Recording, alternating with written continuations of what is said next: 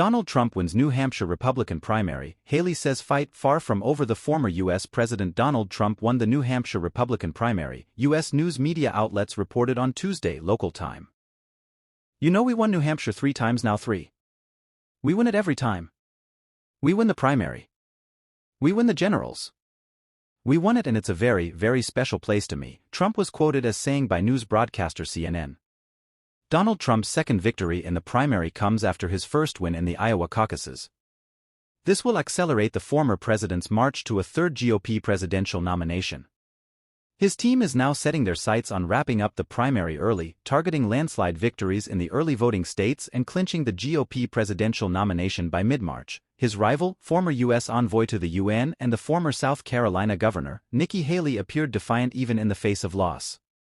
"I want to congratulate Donald Trump. But this race is far from over," Haley said. "I have news for all of them. New Hampshire is first in the nation. It is not last in the nation," she further added. "At one point in this campaign, there were 14 of us running and we were at 2% in the polls.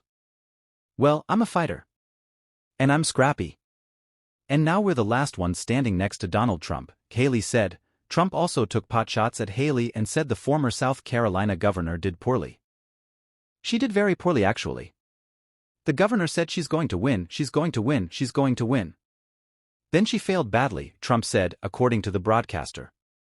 Donald Trump won 54.4% of the votes polled, amassing 93,290 votes, the U.S. broadcaster CNN said at the time of writing this report. Haley won 43.6% of the votes polled, amassing 74,871 votes.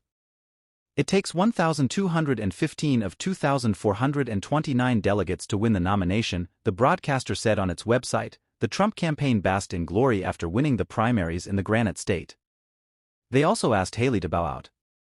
"It's time for unity, it's time to take the fight to the Democrats, and for Nikki Haley, it's time to drop out," Taylor Buttigieg, the CEO of MAGA Incorporated, said in a statement accessed by CNN. Nikki Haley said she's running to stop the re-election of Harris Biden. Yet, without a viable path to victory, every day she stays in this race is another day she delivers to the Harris-Biden campaign, Buttigieg added. Trump, coming off a record-setting victory in Iowa, has now moved closer to the Republican presidential nomination after defeating Haley in New Hampshire's primary. Meanwhile, Haley, needing a strong showing to propel her to the next contest in her home state of South Carolina, faces an uphill battle against Trump's dominant lead in polls. In a big win for her, 6 registered voters of tiny Dixville Notch in New Hampshire all cast their ballots for Nikki Haley at midnight on Tuesday.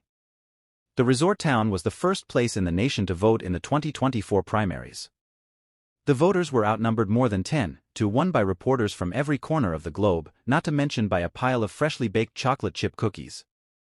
A victory for Trump could mark a remarkable early campaign triumph despite legal challenges, impeachments, and his tumultuous presidency. The Republican nominee will ultimately face President Joe Biden in the November general election. In Dixville Notch, Haley secured a 6-0 lead over Trump in a tiny hamlet's early balloting, setting the stage for a closely watched primary outcome. Trump has long been the Republican Party's frontrunner in the polls. New Hampshire had delivered Donald Trump his first primary victory in 2016. Trump on Tuesday, January 23, thus became the first candidate in history to win New Hampshire 3 times and the first Republican candidate in almost 50 years to win both the Iowa caucuses and New Hampshire primaries since Gerald Ford in 1976. While New Hampshire's primary was expected to be a closer race, Trump was still predicted to come out on top. Haley, who served as the UN ambassador under the Trump administration and is also a former governor of South Carolina, has argued she is better suited to beat President Joe Biden in a general election. She pointed to Trump's defeat in the 2020 election as reason why the Republicans need new leadership. Thank you for watching this video. Like and subscribe now please.